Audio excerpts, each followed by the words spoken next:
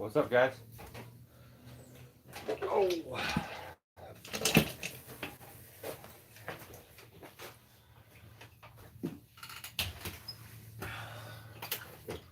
how's everybody been? What's everybody been up to? I'm gonna let the smoke kind of travel out of here a little bit. Open the door. Yeah, welcome back to Tree Talk. I think this is episode 3. It may be 4. I've lost count already. So this is, I guess we could call this series 2 of our weekly live feeds that we do. The first series that we did of this, the first time we did it, I think we almost went for 2 years straight. So yeah, we'll see how far we make it this time. But Billy's here. What's going on, Billy? It's just me and you, Bill. So we're just gonna jump right into this. I grabbed this little dry erase board today because I figured we could use it to do like some demos stuff. And here lately, I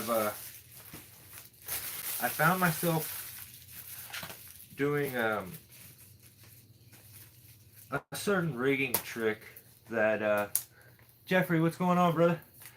A certain rigging trick that's really helped me out a lot. But I want to explain this dangers and stuff in it. It's similar to other ones. So a lot of times you'll find yourself in a position where you have a limb, okay, but there's another tree directly below it, and if you was to try to rig it, it's hung. You can't do anything.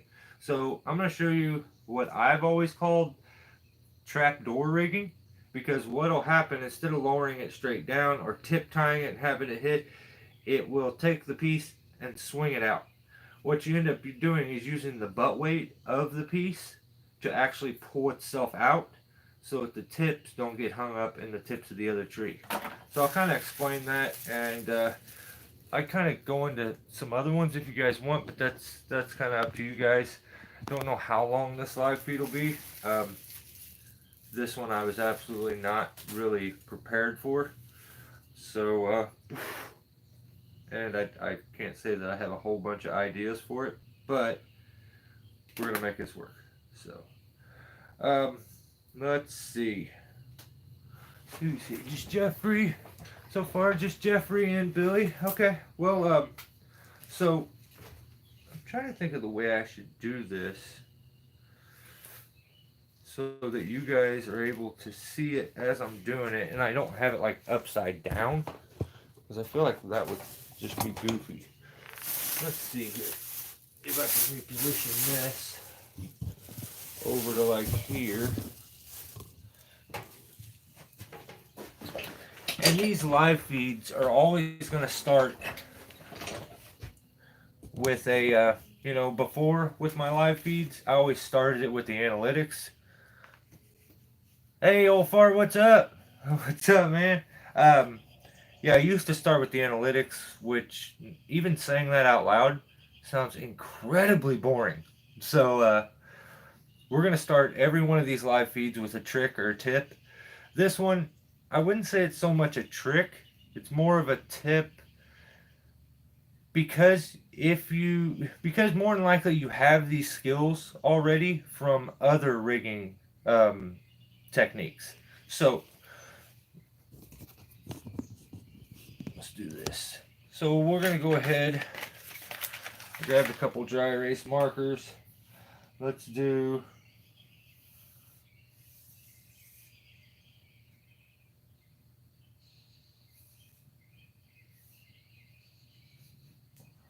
okay.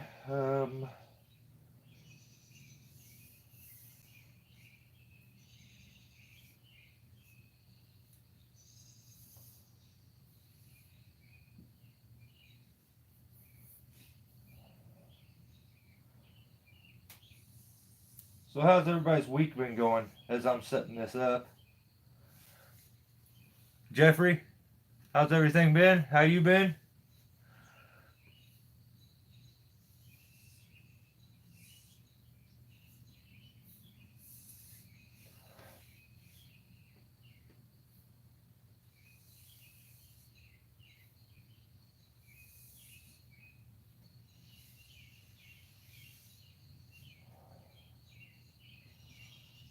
Wow, these dry erase markers are weird. Okay, so I'm gonna do my best. I'll get a little better at this, especially at like speeding the whole process up. But we're just gonna do a quick one here.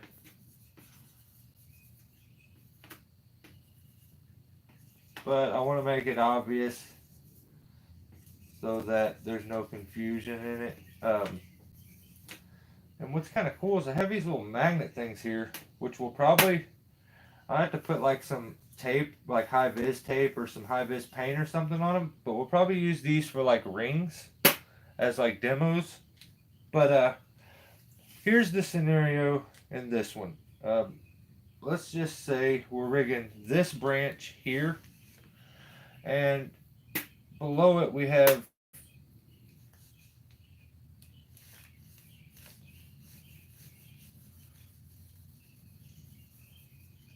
a pine tree that is definitely going to get it hung up, and it's gonna, let's say it's a seed or whatever, I don't really care. um, so you can't, in this situation here, you can't really just take and rig this piece down. Now let's set our rigging up, and our rigging, we have bollard down here, okay, and then rope will go up.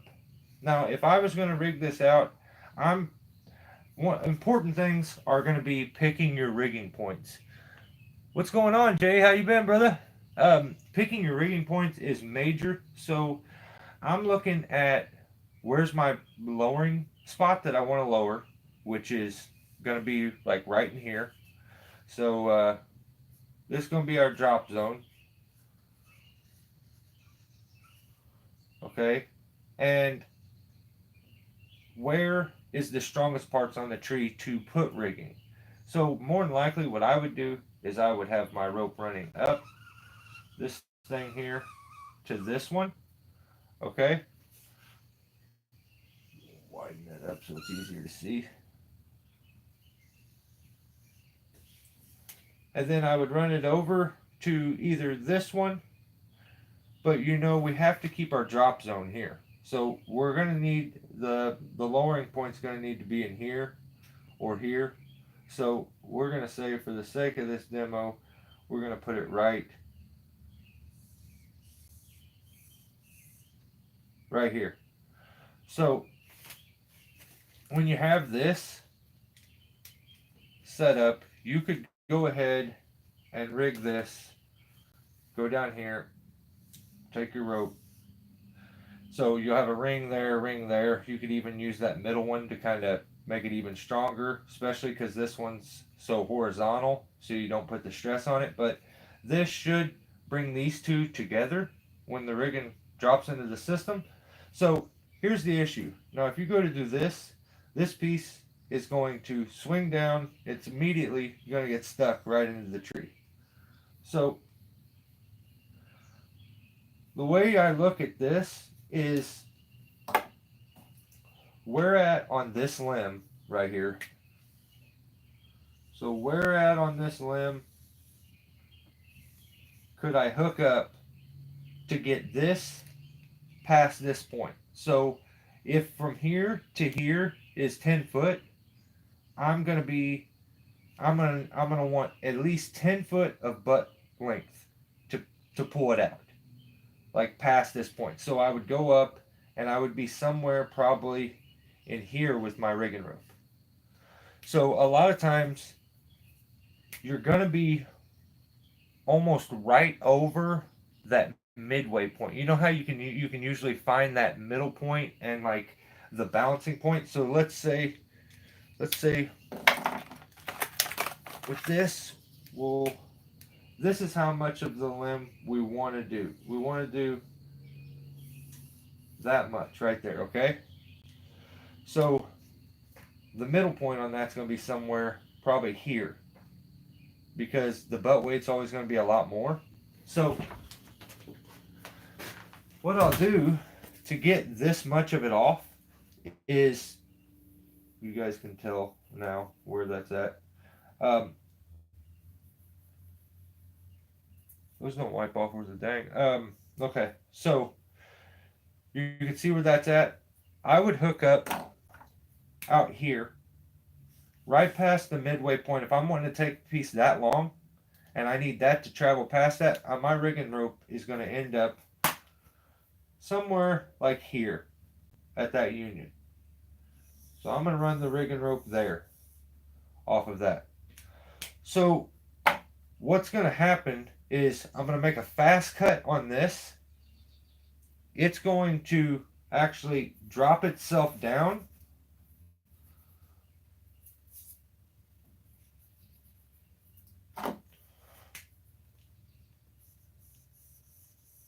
So there's that limb. We cut it off there. It stretches all the way out to here. So what's going to happen is it's going to drop down here.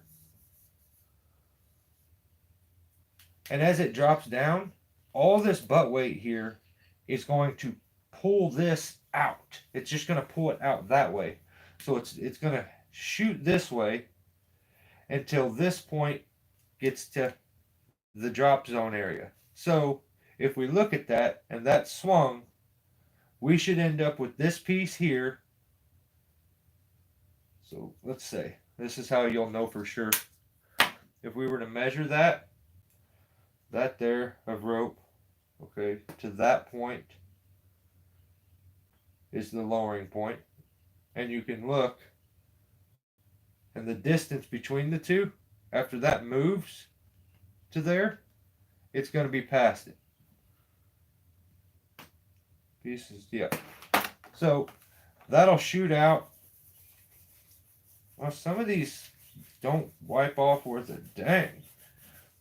Let me get a rag. Okay.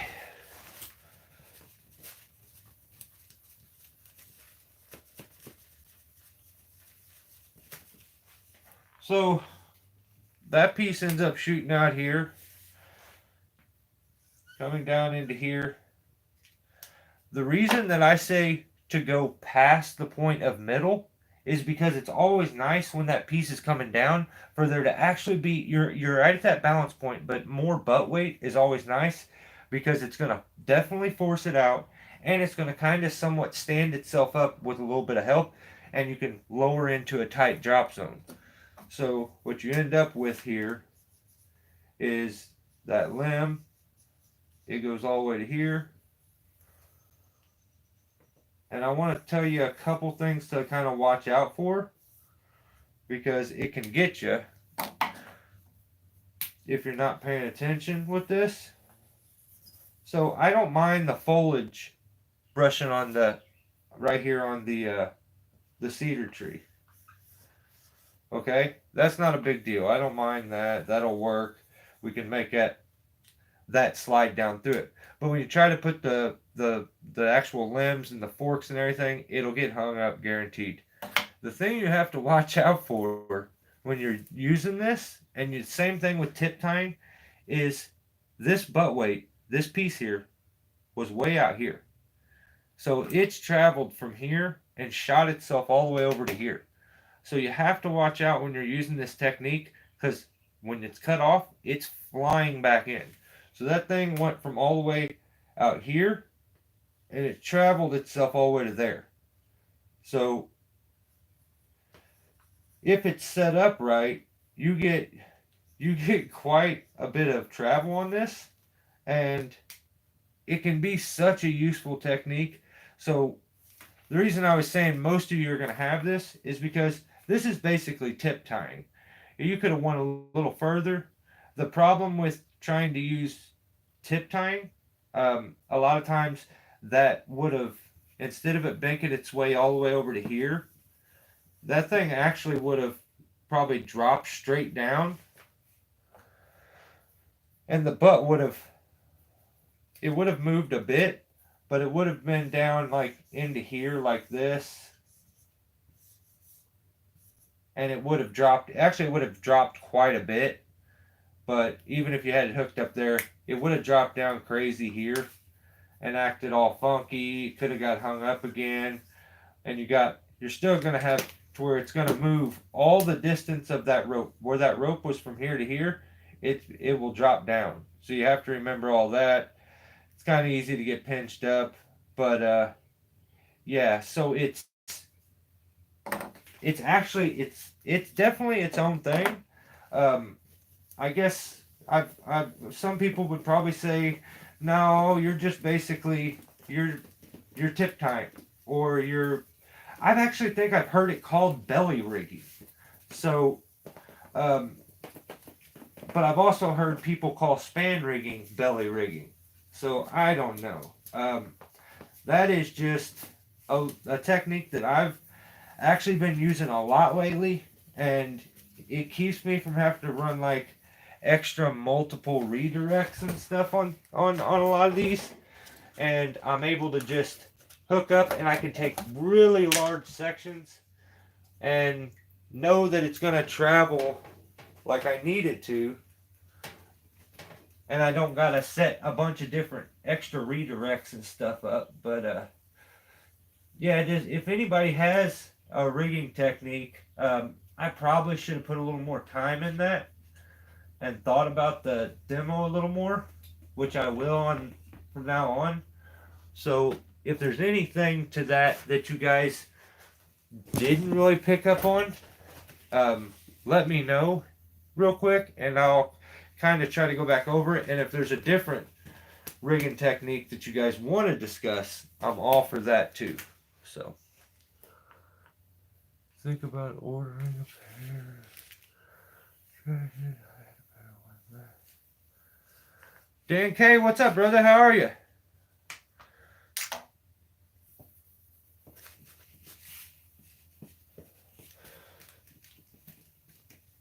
So yeah, I had actually in the last video that I put out for you guys, the only for tree climbers video. I'm at that point now. That's the reason the title was like that, because I could care less if I get any views on the videos. It is what it is. I feel like when you don't want people to watch your video, they watch it. If you do want them to watch and you put a lot of time into it, they don't. So that's the reason I kind of titled that way. Ryan Kunn, what's up, buddy? Nothing. We're actually just kind of doing some rigging talk. I just discussed what I call trapdoor rigging, where you're able to take a limb and where it's out over a tree and you just hook it up and you use the butt weight to pull itself out so that it doesn't get the tips hung up.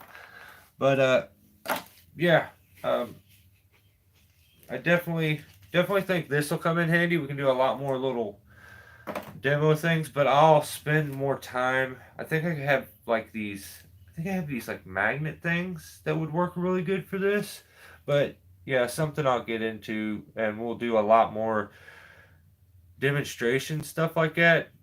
And I think that thing may help us. I think I have a much bigger one, but the problem is it has like I have this huge dry erase board, but it's got writing on it from when my daughter was like 8 years old, where she was talking back and forth with Santa, who would leave her a note every night on it.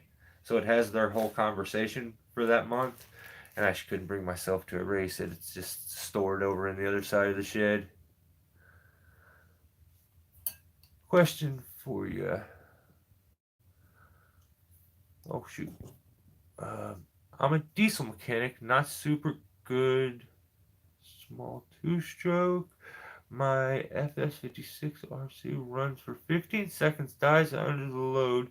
Exhaust is clear, intake good, fuel filter clean.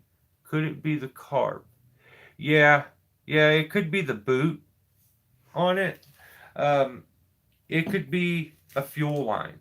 A lot of times, what's going to happen is it's going to get gas enough to get it to start, but then as it tries to pull gas to the carb, because it's got a pinhole or a leak somewhere, it doesn't actually get enough.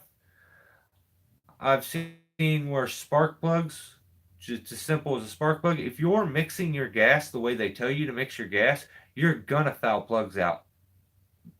Actually, the plugs aren't as good as they used to be. So it's more often than I ever remember. But yeah, if you're mixing it correctly the way they want you to, you're gonna foul plugs out nonstop.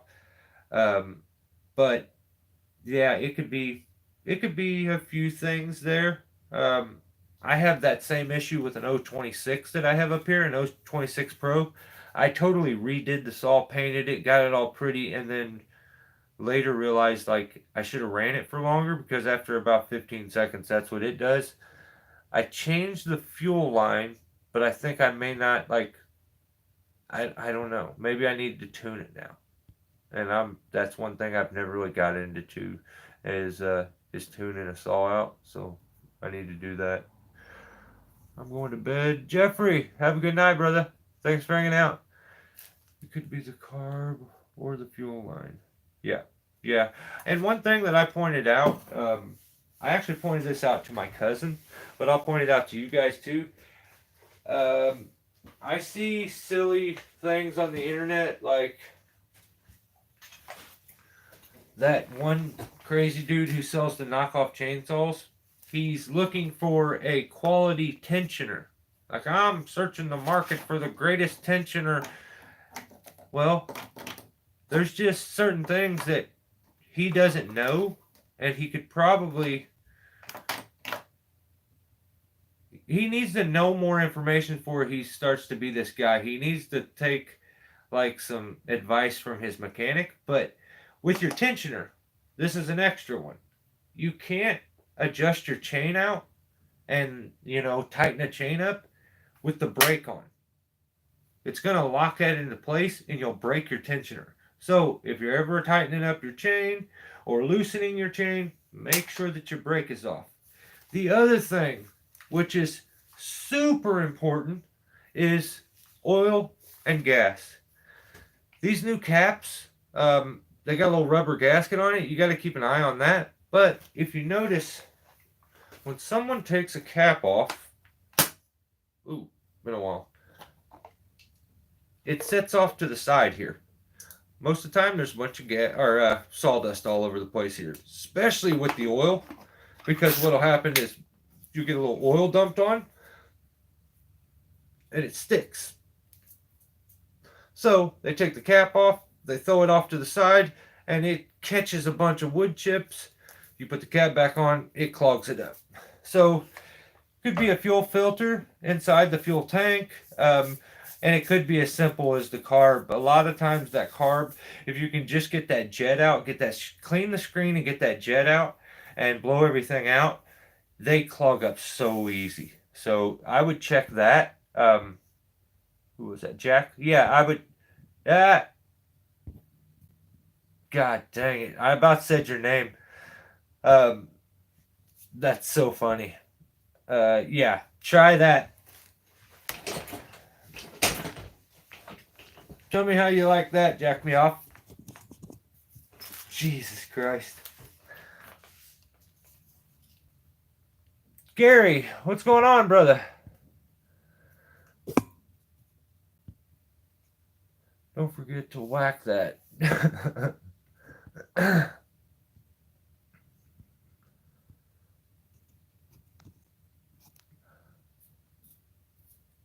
Yeah, it's a very simple thing that I think 99% of people don't think about, and especially if you're getting new guys in, that's something that I always like. Hey, be cautious of this, because it's just so easy. It's just we pop it off, you put it there, and it's clogged up.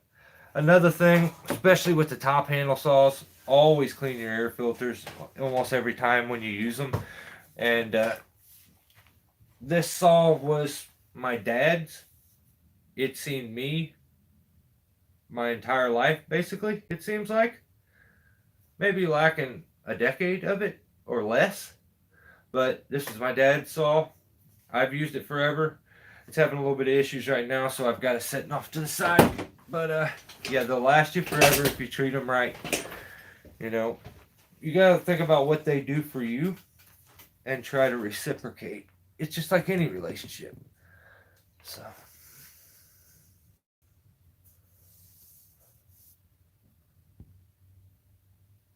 Yeah, Ryan, he about got me with his name. I'm telling you, Billy Ryan, he got me. I swear, I think he got me last time too. I read it like blatantly and was like, ah, that's so funny though.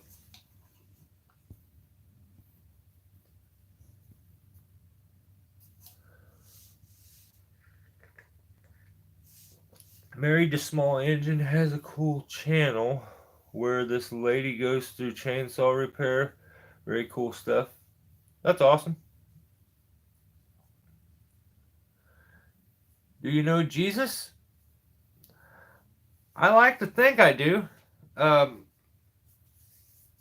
but I'm sure you're probably talking about something else.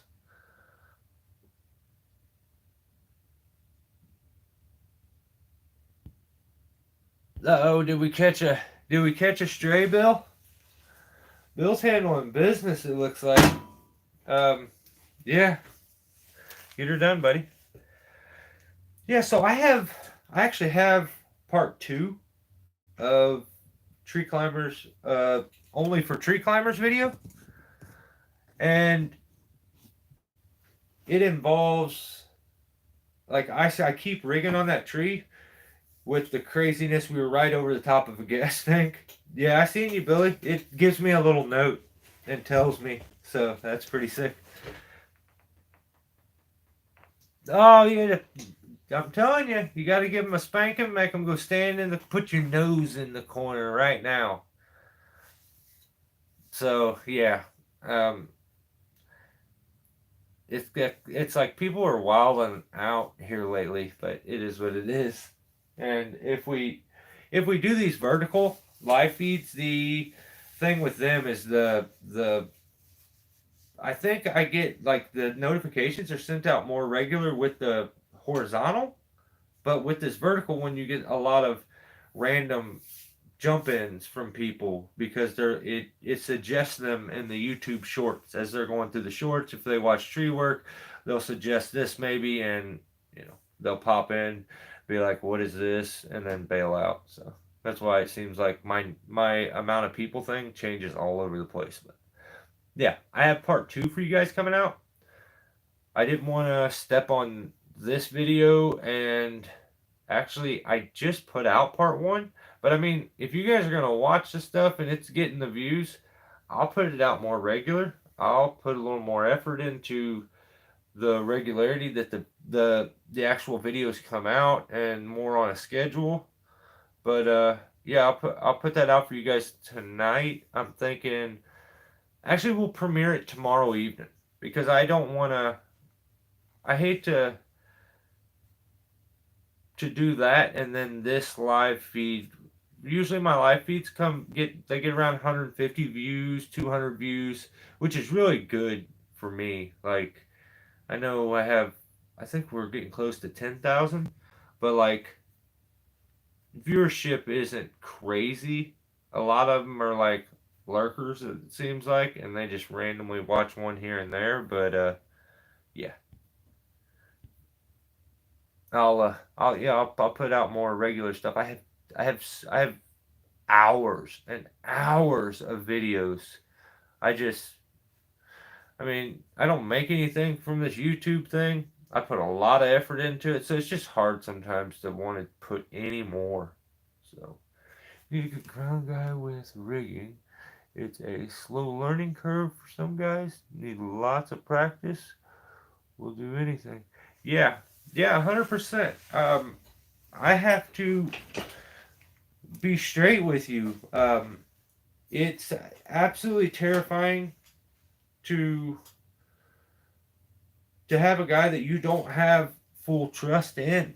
It is terrifying enough to be up in some of these, doing the rigging, cutting, but when you don't have confidence in that guy down there on that rope, it's gnarly. You'll notice with a lot of my rigging, I've I use tons of different techniques. It's not just a normal, you know, natural crotch. This, it's always certain amount of rings, different techniques. We'll switch over and use some. I'm doing all that to get practice, but I'm also giving practice and showing the differences to a guy who's new to rigging. So Jake is absolutely incredible. He is very, very good at what he does. He's gotten so good. Um, just the other day, I was up on a limb. So we were at this job for that no one wanted to touch this tree because the high voltage wires were like, let's say they're like right here. The tree went up from here. And actually that's the road there and the high voltage. This video will be coming up. There's the house, okay, with the door and a window. So, and then right on the back of the house is also a fenced-in backyard.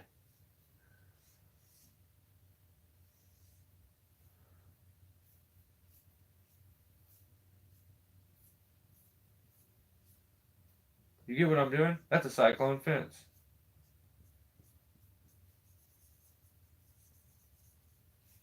So, that's ridiculous. That looks so bad. So yeah, there was a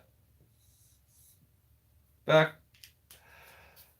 porch back here and stuff. But so this tree, I see a picture of it. It's like an hour and a half drive away. So oh my, I'm like drawing this. You guys can't see any. I'm so sorry. That was so stupid. My bad.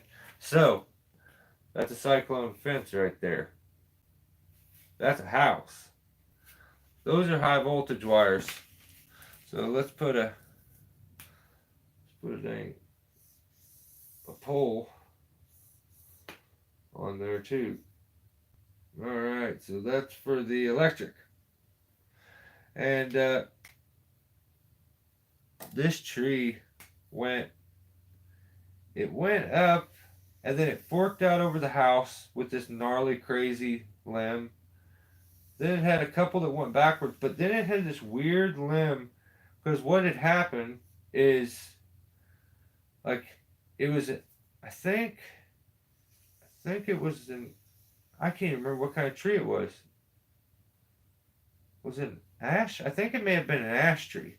So they had taken everything on this backside, and this limb here was green, but there was nothing. There was at one point there was another limb right here that they had cut off. So this one arced way out over the electric wires, and there's a big bad spot right here. And so I have to climb up here on this weird limb that it doesn't show it so much here in the picture, but it dog-legged really hard right here and then went way up. So this spot is where the bad spot was at. And as I get up there and I go to try to put weight onto this, I feel like this is going to break right here. So I'm like stressing and I've got to rig this out.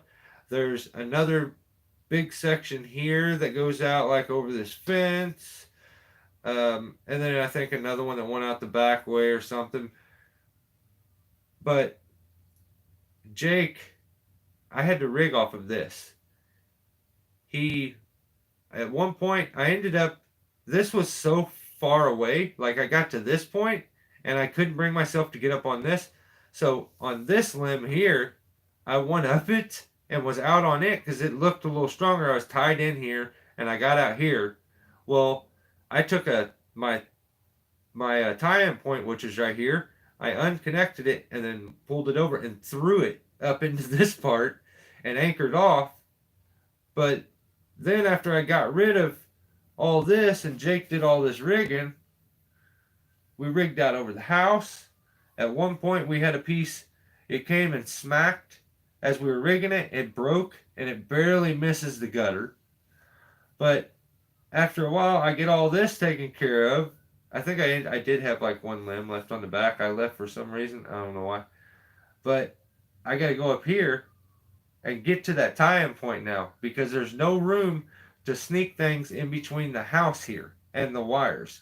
There's literally maybe about 10 foot from the wires to the house here to here, and the road goes here next to it.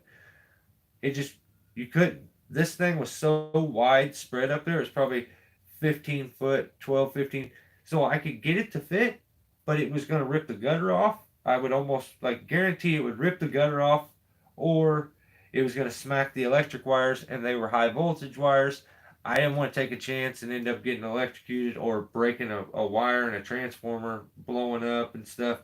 So I I end up climbing up here. I have a rigging point that's right here, and I get all the way back up to here, and I blow a pretty big top out, and Jake rigs it out, smooth as butter.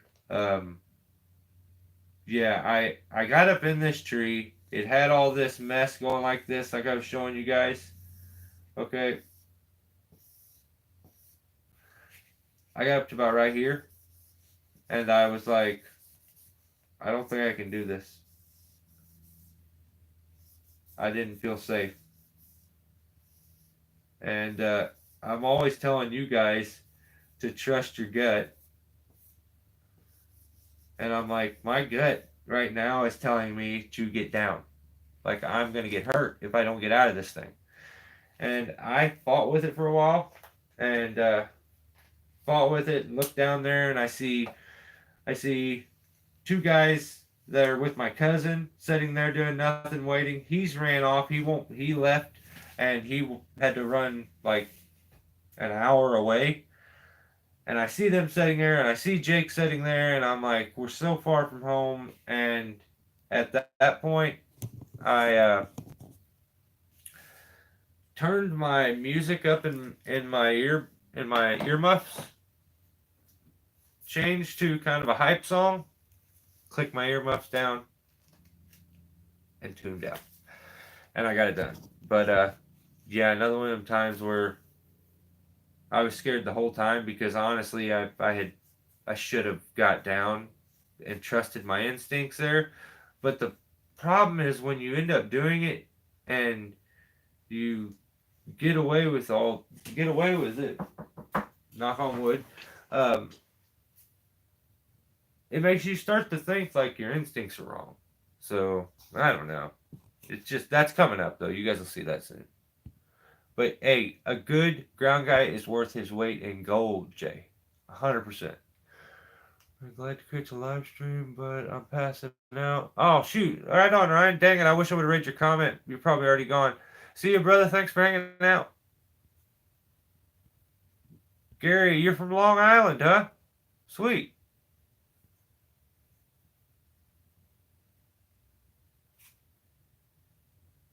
More videos? Sweet. Yeah, okay.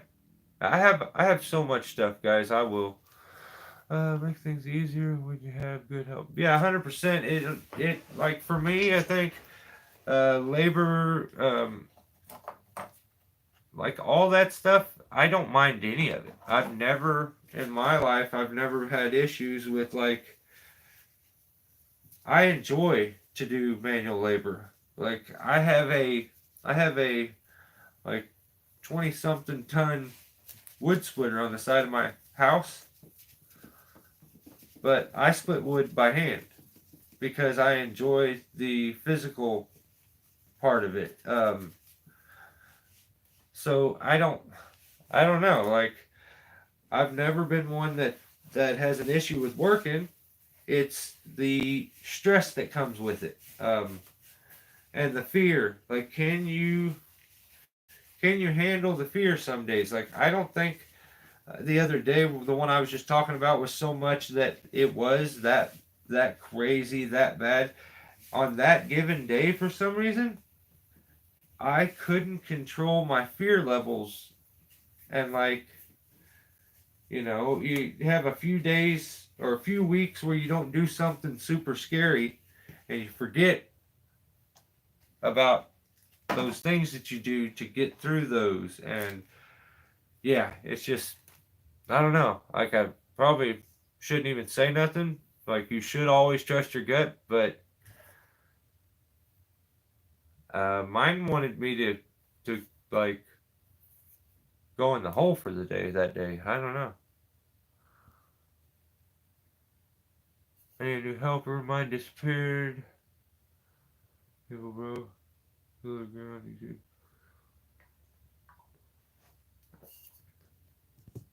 Yeah, man. It's just it's nice. I seen on one of August videos that I think Schroeder's stepson is doing tree work, and I'm stoked to see stuff like that. A younger guy that gets into this. I think it's going to be more and more rare the longer time goes on. No one wants to do physical manual labor anymore. It's too hard to earn your money that way. There's too many other easy ways. Everybody's going to get rich, you know, making a YouTube channel. And yeah, it's just, it's, people have this jaded idea that there's just a way to get rich quick with anything, and earning your keep and earning an honest, you know, like dollar here and there, and doing a good job, and just taking pride in what you do is very, very, very rare, and I think it's only going to get more rare. So you got to really appreciate those people that even attempt that. I think Jake's pretty young. I think he's maybe 25. So um, it's just he's got the mentality. A lot of people don't have the mentality for this. They can't do it. They couldn't even if they tried.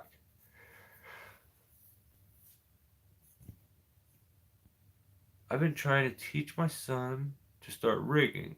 It is definitely hard on my patience. Yeah, yeah, it's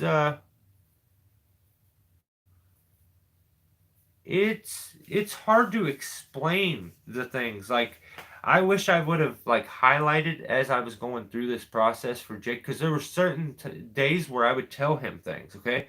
And you can explain things, and it's just maybe you you see, explaining something doesn't work for everybody the way you explain it one time. That's why certain people can click on, certain people don't. There's ways of explaining it for certain people that you can make it finally click, and I've seen that happen so many times with some guys. It's finding that thing to relate it to where they finally comprehend. So when you're rigging, the actual what's actually going to hold the weight, and what I want to hold the weight, is the wraps that you put on a device, or the wraps that you put around the tree, a porter wrap, jake brake, ring, whatever it is. That's what's actually going to stop the weight, and I need you to be able to let the rope travel through your fingers and know that you have enough wraps to allow that to happen. You still have control and can stop it. So it's hard. It's hard to not be, um, maybe, how can I explain this with, and like, make sure that it's hard to not be a hard ass sometimes. For me personally, I feel like my stress and my desire to give a perfect like product every time, it comes back to bite me, because I easily get aggravated, like, and I think when you do that, you add extra stress to the person, and depending on that person, it doesn't click. Jake is very, very good at what he does, and but he's a guy that takes better to a positive reinforcement. Like, he's not ever going to tell himself that he's good. You have to let him know, like, yo, dude, you're good. Like, thank you. You know, when I got down out of that tree that day, I got down, I fist bumped him. I said, thanks for keeping me alive another day. Because in all actuality, he did. So, like, Those guys are they're special too, and you definitely gotta search and search and search for them. There's a reason they call those guys unicorns. There's just not a lot of them out there, man. Awesome to see you, everyone. Great video. Have an awesome weekend, everybody. Oh, right on. See you, Jay. Have a good one, brother. Appreciate you hanging out. I don't understand. Okay. Nothing. And went top dollar right out the gate. Don't get me. Yeah. Yeah, that's. I had to work for everything I have.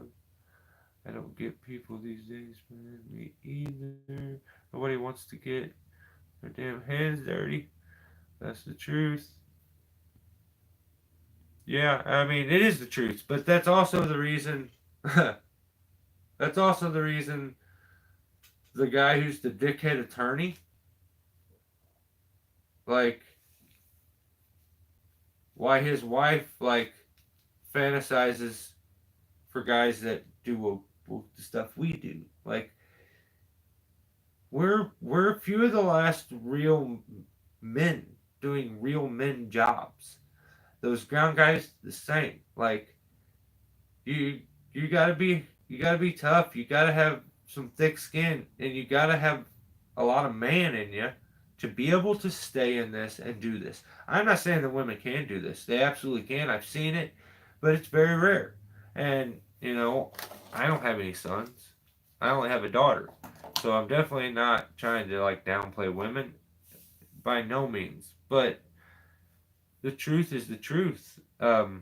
Just like you're not going to walk into a crowd of people and find a good ground guy, you're not going to walk into a room full of women and multiple of them are going to be able to climb trees and run chainsaws and do all that stuff. So you just have to the stress of all of this and like just really the stress and the constant aggravation can get you to a point where you stop. You don't even realize that what you're doing is still pretty cool. And like sometimes you gotta take a step back and realize this is what it is. We're gonna something will happen here and will line me out, and you just at that time maybe that's not the time for you, but doesn't mean that the next day you don't run into that ground guy. You just have to. You definitely don't judge a book by its cover. I've had many guys that I thought were going to be great that ended up being horrible. I had other people that I had no confidence in, and they were amazing. So just don't judge a book by its cover and appreciate them people that that are willing to get out there with you and get their hands dirty and do this kind of stuff because they're rare, man. They're very rare. Hit that thumb before you bounce if you haven't already. Appreciate that, Gary. I appreciate that. Yeah, I don't. Apparently, YouTube is spazzy about that. They tell me that all my thumbs down are getting. I'm getting low. Like, I'm not doing my numbers. I'm lower than normal. I'm like, whatever.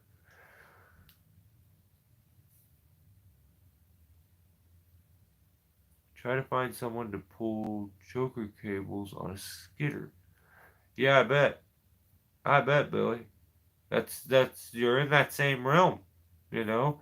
Um, that's why guys look at what I do, and 90% of them are like, never. Why do you not have a dingo? Why do you not have a crane? Why do you not have a bucket truck? Why do you not have a chipper that walks over to the brush and picks it up itself and eats it?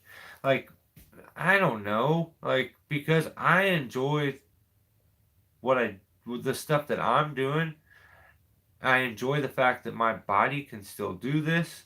I would like to continue that until it becomes difficult or becomes hard. And then all those avenues are open. I don't feel like I need anything. I really don't. So, not to say that I won't, but at this point, I don't.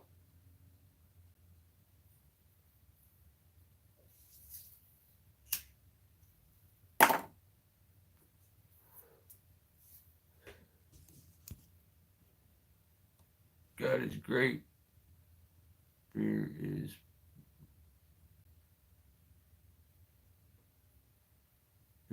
beer's good. People are crazy. Yeah, that Gabriel. That probably you hit the nail on the head right there. I'm not a I'm not an alcohol guy, but it like just never. I drank like a fish from like probably 18 to about 23, and then now I don't. It like a beer stops my head up, and yeah. Uh,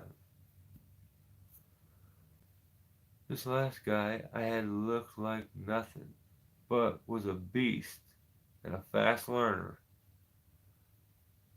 Yeah, yeah.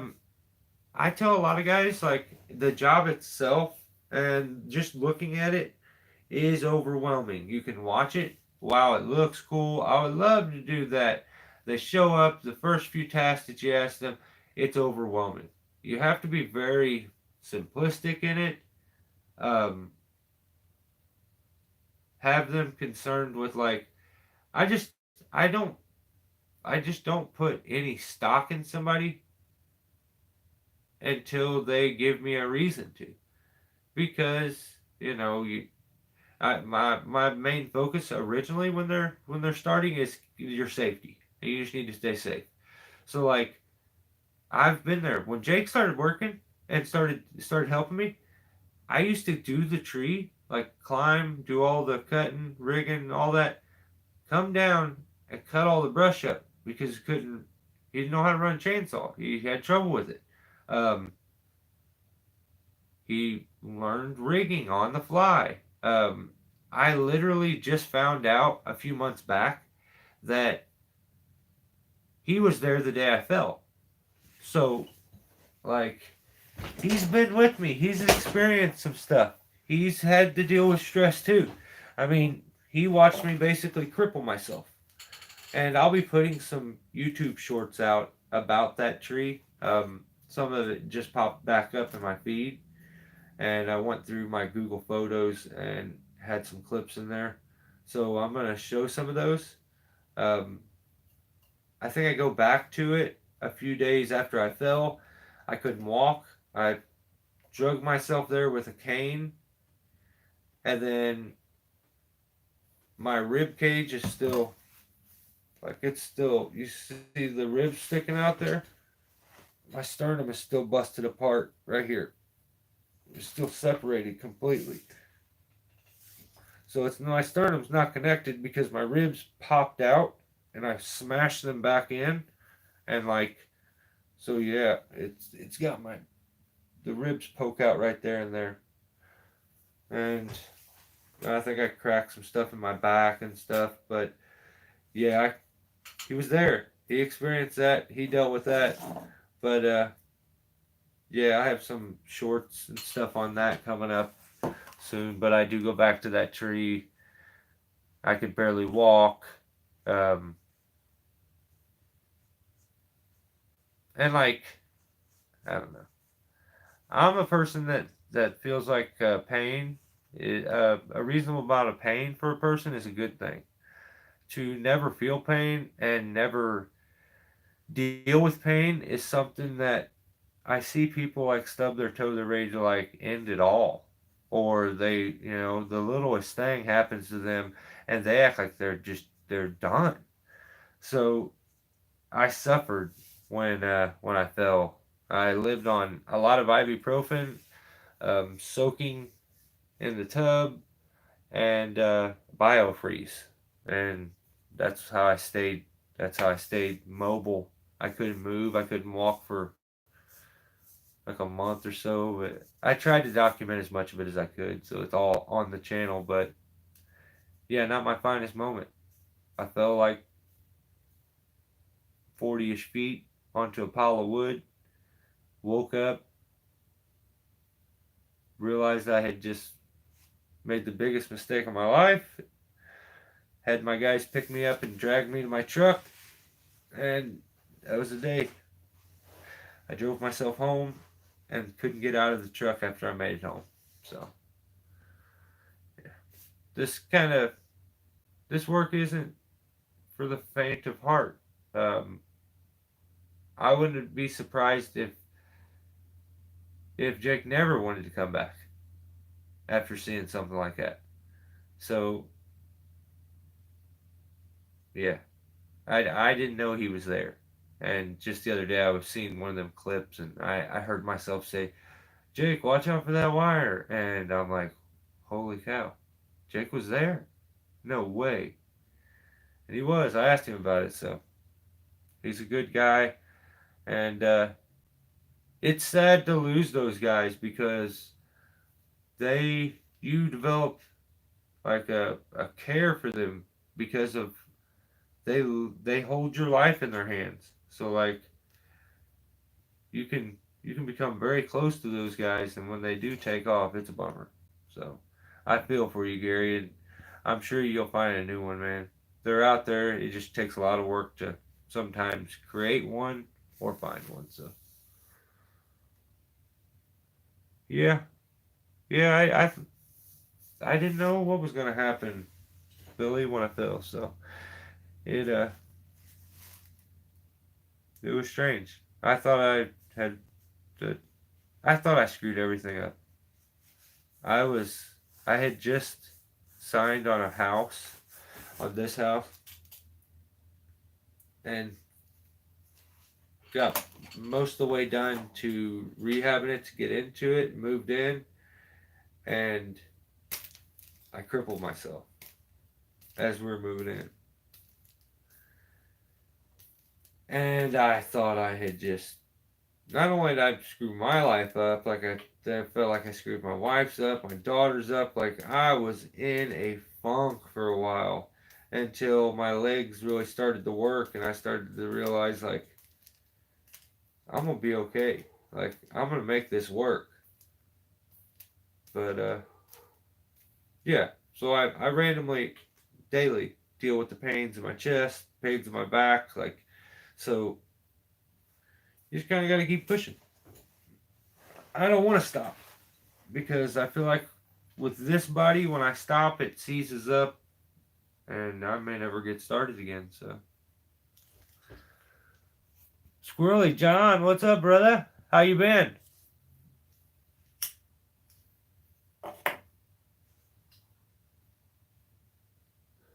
I'd almost rather someone that knows nothing instead of trying to break old habits. Yeah, yeah, yeah. Sometimes, but I mean, a little bit of understanding and knowledge in the field is a good thing. It's a good starting point. But yeah, you just have to. I mean, there's a reason why I have so many rigging devices that like I have the safe block because I can use that in the tree to do rigging if I need. I have the aerial friction brake because I can use that in the tree if I need rigging. I learned all the weird little techniques with speed lining and being able to retrieve it and there's just there's a world of stuff out there, but you can learn it all and you can do it all yourself, but I wouldn't recommend it. I think it's a good idea to know that stuff so that if you ever need it on a day to day basis here and there, it's good to have keep things rolling. But you don't want to do it all yourself all the time. At least I don't. I know there are guys that do, like Meta Spencer. He gets her done. Like people ask me, like, how do it's just two of you guys? How you? It's just one of him. He gets her done. So like it can be done, and it does get done with just one or two guys, or just solo like homie does, and I dig it. I haven't caught his newest video. I'm gonna watch it. I'm gonna watch it later on. So,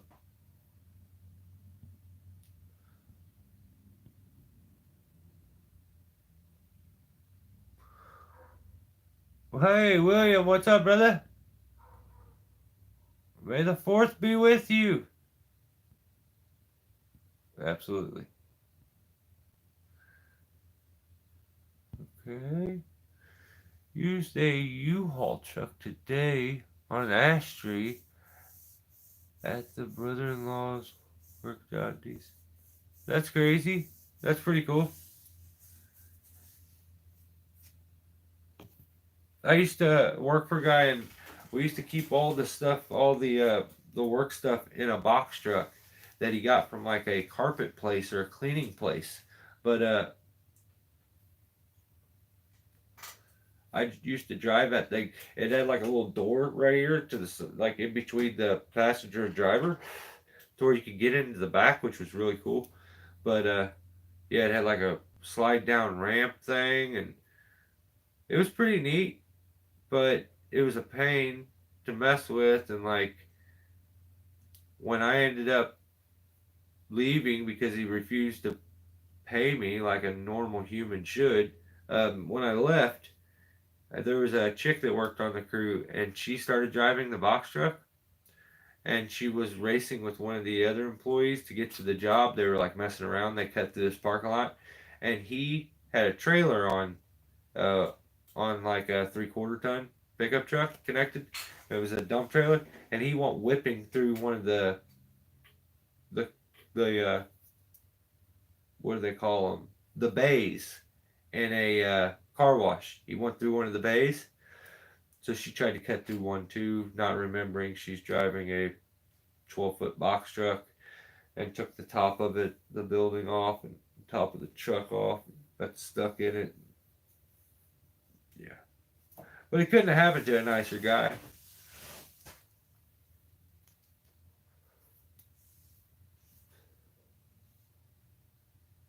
I'm just saying, there's a lot of hacks out there. 100%, man. There's tons of them. It's there's it's unreal around me. But what you got going for you, unless you're living in like Arizona where there's very, very, very few trees, there's trees everywhere. You guys may step on each other's toes here and there because there's so many, but for the most part, I bet you I live in a very small town, very, very small town. I bet you there's close to 10 different guys that do tree work, 10 different tree services, maybe more. And sometimes there's crossover, but for the most part, there's just so many trees. You know, you gotta understand that some people will take the risk and hire half price Harry. I don't much understand it myself or why they would do that, but I do also understand that some of them guys, hopefully, if they're gonna stay into it and continue to do it, that they find a mentor to get better. I don't like the guys who have been in it for a long time and still do hack work. That's the part I'm more disgusted by, because getting into it and maybe you don't know enough, so you just do what you know and try to get done with what you got. Everybody's got to start somewhere. So I try not to get too mad at those kind of guys. I think the more aggravated I get are the companies around me that maybe there's most of them wear hard hats now because of me. No one wore hard hats anywhere around here. I never seen anybody all the way to St. Louis, anywhere in Missouri, wear a hard hat. But I'm sure there were, but I just never came across any. But most of my town, for the most part now, all wear hard hats, but they still do hack work that is just unreal. And I just feel like they're in it to get the dollar. They don't care, and on to the next. And my conscience doesn't allow for that, and I can't do that. So, like I said, I live in a very small town. I'm sure those guys eventually run into people who are like, "Hey, you killed my tree. You did this. You did that. You did this." Um, you're forced to you're forced to do quality if you want to keep a good name, especially in a small town.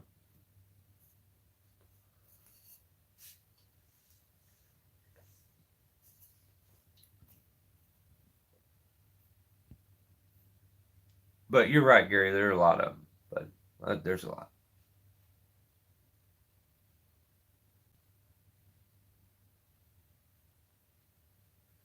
Yeah, it does. I agree, John. You know, having a ground guy, especially one you can trust, it becomes way more efficient and can be much quicker. So, um, speaking of the crackhead stuff, listen, I mean, I got called a crackhead the other day by a guy who is working.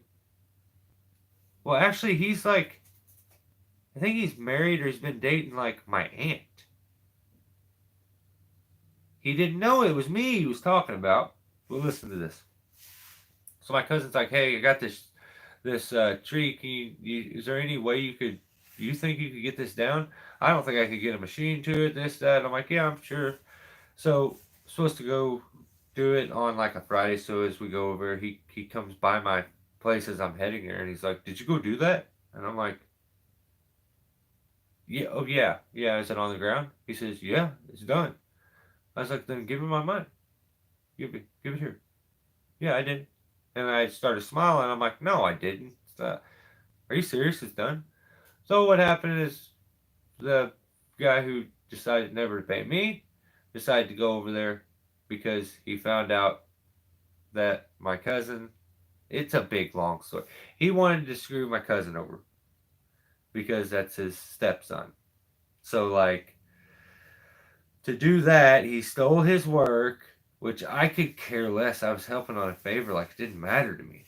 But he's talking to that worker on the phone, and he's like, "Did you guys take this?" You know, he's pissed off. He's like, "Yeah, the customer said you went there with a crackhead. Yeah, yes, he was with a crackhead."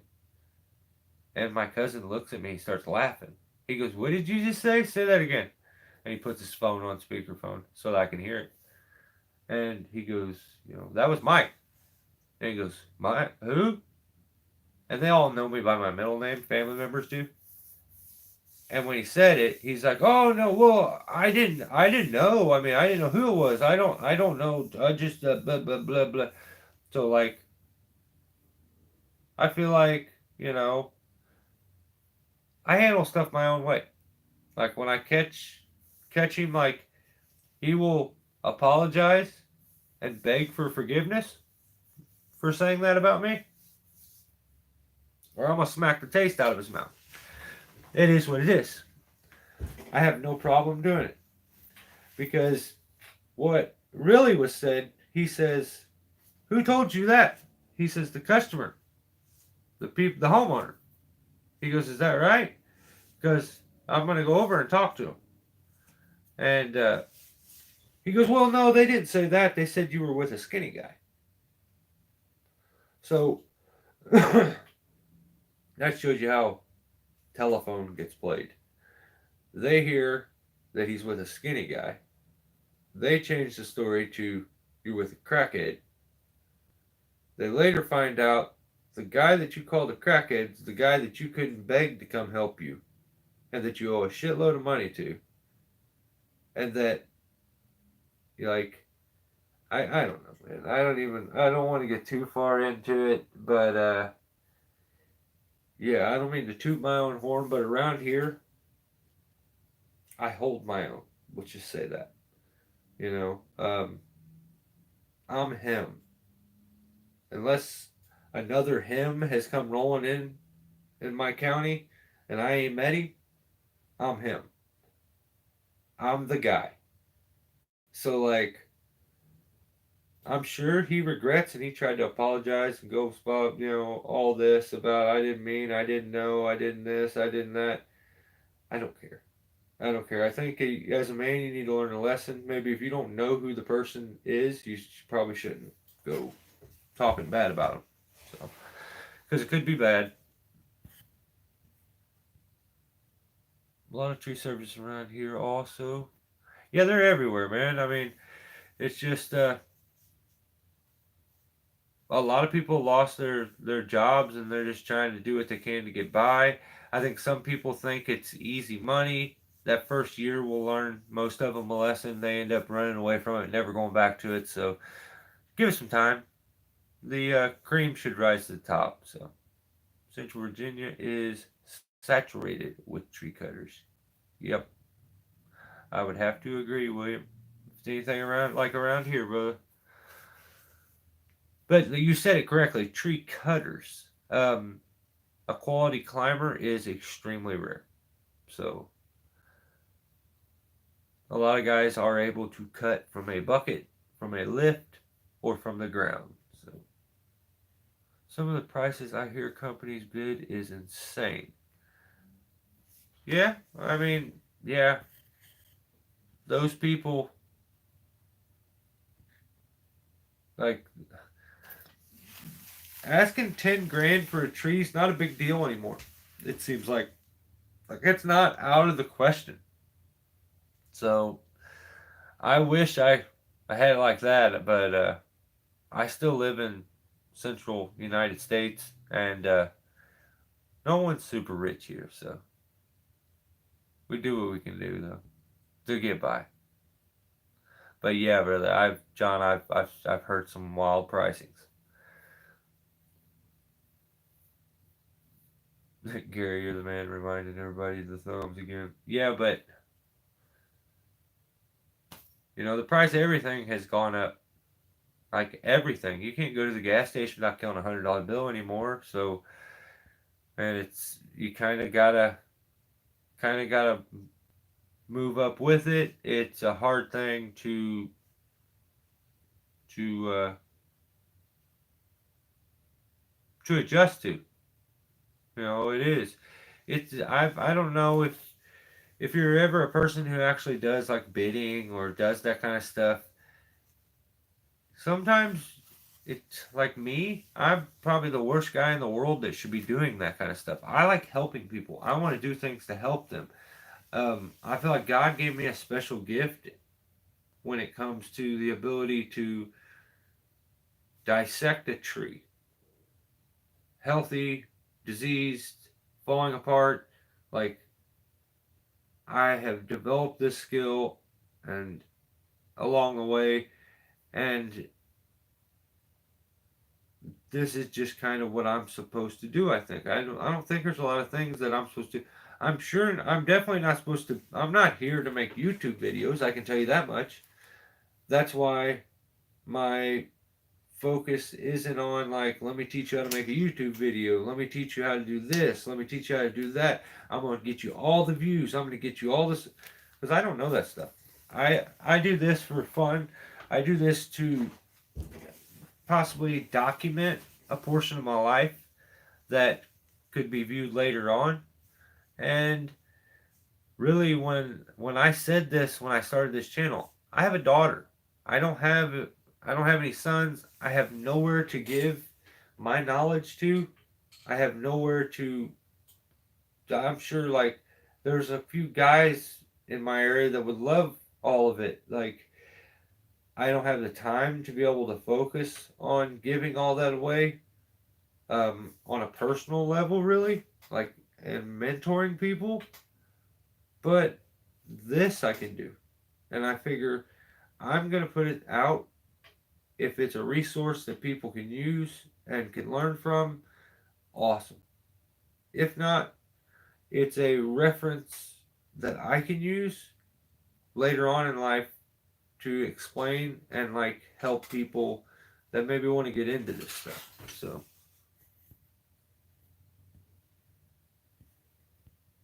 John, what's up?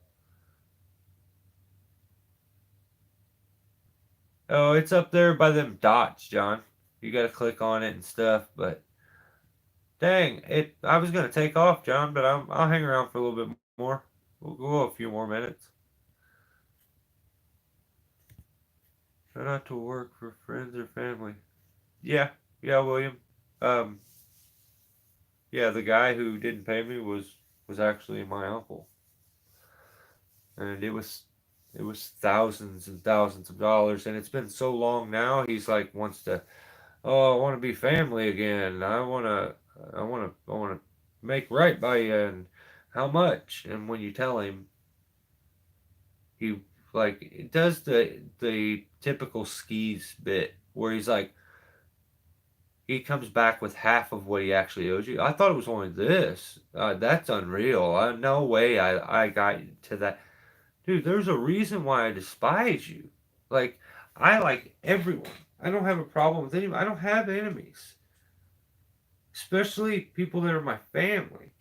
But like, that's the relationship he wants. Like, it is what it is.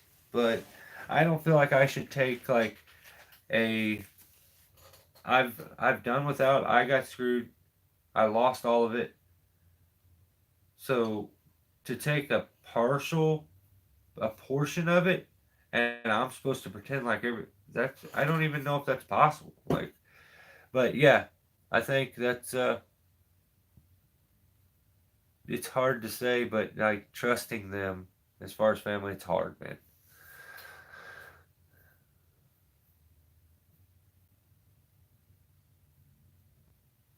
Right on, John. You found it cool.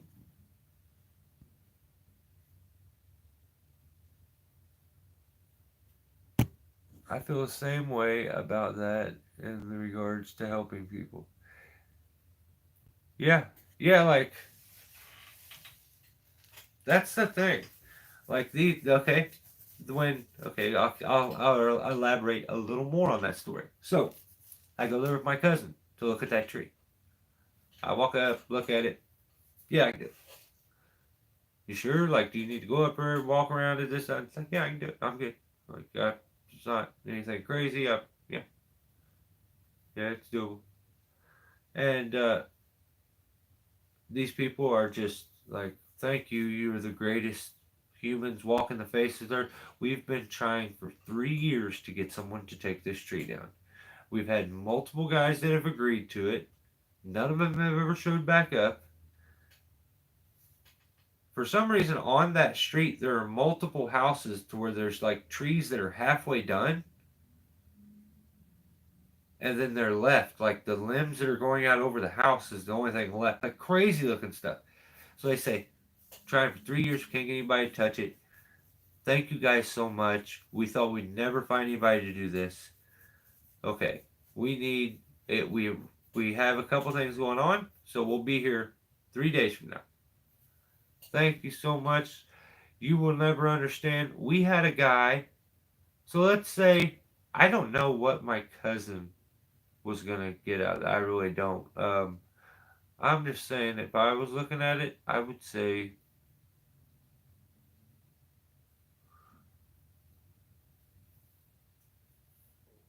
probably like 32, probably 3,200. But there was another smaller maple tree there too that needed to be taken down, and it wasn't little bitty, but it wasn't big either. It was like medium. So um, I'd say like 32. So they said they had a guy that said 10 grand, and they were almost to the point where they were willing to pay that, like to have it done, and they couldn't get a hold of the guy anymore. So like those people went from you guys are the greatest to my uncle stalks my cousin's like page, or I don't really know how he did it. He heard that my cousin had this job. He went over there, asked to see his estimate, lied to the customer and was like, or the homeowner was like, "Oh, that's not a contract. That's a proposal. You can have anybody do it. I'll do it for cheaper. I'll do it for cheaper." And he's like, "What? Well, okay." And he's like, "Well, I who knows what he said. He's the type to be like, that's my son. He works for me. He's trying to steal work from me. Who knows what kind of crap he said?" But he somehow took these people from thinking we were the greatest humans in the world to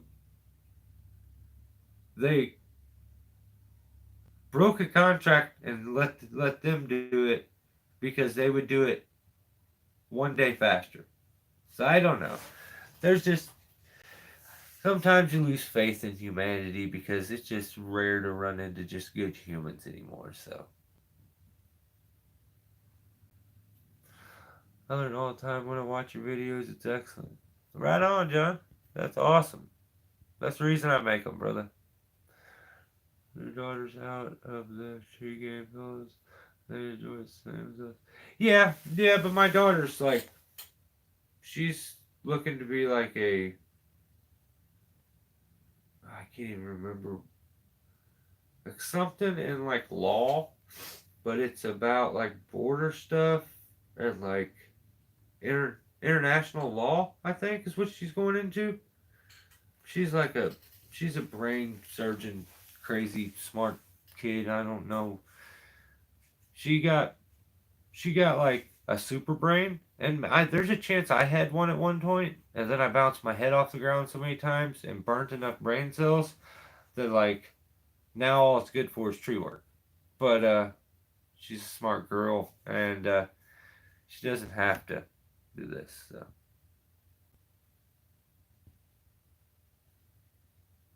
But yeah, John, like 100%. You definitely can't rule them out, but at the same time, this is hard, man. This is rough. It's tough on the body. Um, I enjoy it. You have to figure out ways to make it enjoyable. But look at us. There's not a lot of us here, man. There's a few of us that we get together and we talk about this stuff and we actually enjoy this stuff. And when we're not doing it, we're sitting here talking about it. And I'm sure that's very, very rare. I can't say I've ever ran into anybody else out there in the real world that I come across. I'm like, let's just talk trees for hours. Let's, except for my brother, like, you know,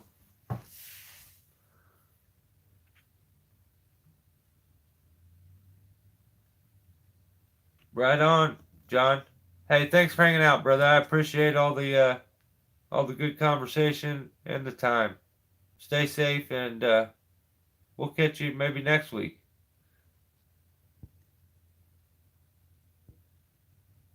I have Yeah, I'm gonna cut this off here in just a second, though, guys. I want to catch up on comments first. So, I have a 7-year-old that wants to get into tree with daddy. Love that kid. That's so awesome. Like, my daughter is 18 now. She's a very tall, skinny, pretty girl. Thank God she looks like her mama. But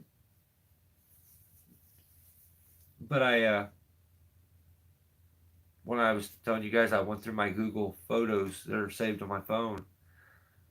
I was scrolling and I come across a picture of her and me and her standing next to each other, and we're both in blue jean bibs, and we got our hard hats on, and we have our saddles on, and we're fully dressed. She looks exactly like a miniature version of me, but with longer hair, and she's the cutest thing I've ever seen in my life. So, yeah, you can't rule them out, but I would love to see her do something special with her life, where where I like what I do, but I'm definitely not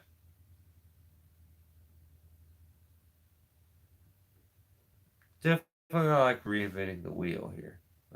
Um, every now and then I come up with a tip or two when it comes to tree work, and I can I can solve problems pretty good. But I've kind of found my lane in life, and I'm really curious what hers is gonna be. So, but enjoy all that time, Gary. That time's priceless, brother. Sometimes I feel like I didn't appreciate it enough, and I miss it. So, my oldest daughter's 14, and she's been helping since she was 7. That's so awesome, man.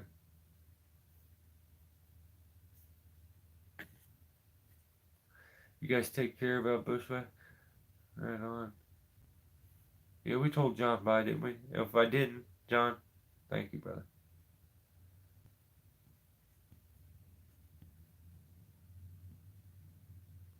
Yeah, my daughter has helped in the past. Hit the thumbs up before you leave, fellas. You guys are the best. Here we go. Up before you know it. Yeah, yeah. They definitely do grow up really fast, Billy.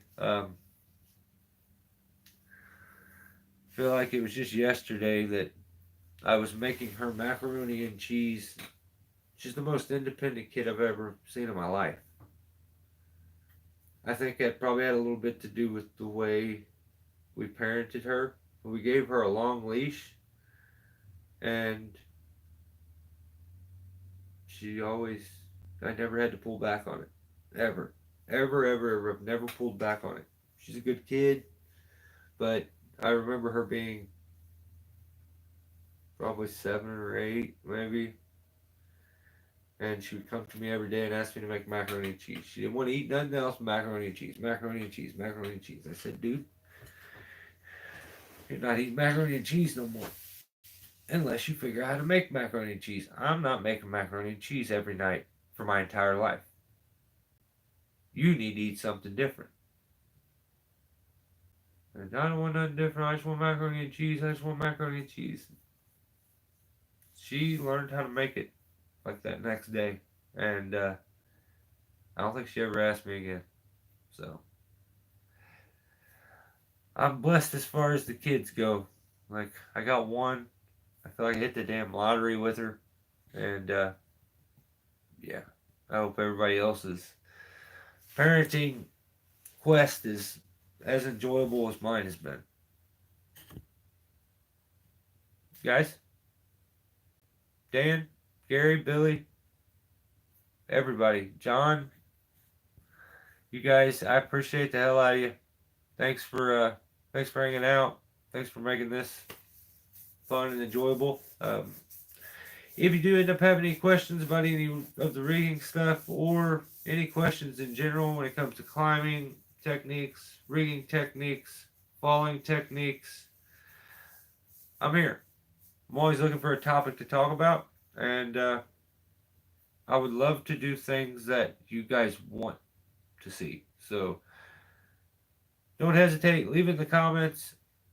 If you don't mind hitting the thumb thing, that's really cool. If you're not subscribed and you want to subscribe, that's even cooler.